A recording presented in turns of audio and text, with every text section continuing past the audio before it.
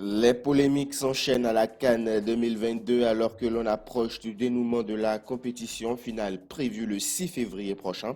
Le quart de finale qui opposait le Burkina Faso à la Tunisie a malheureusement été le théâtre de plusieurs injustices. L'arbitre était particulièrement agité ce soir et a très souvent haché le jeu par des interventions parfois contestables.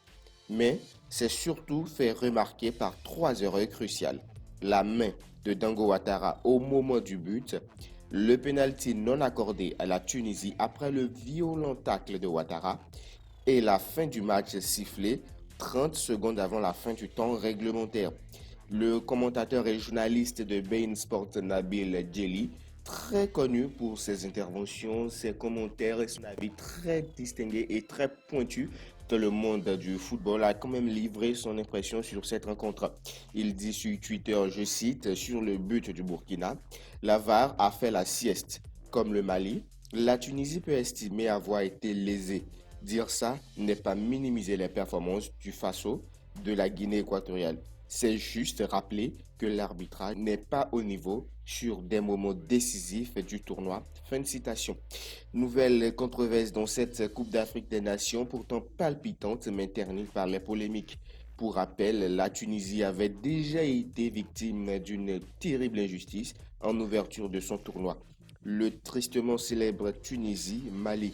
L'arbitre avait prématurément sifflé à deux reprises la fin du match, entraînant une grande générale quant à l'incompétence de certaines équipes d'arbitres.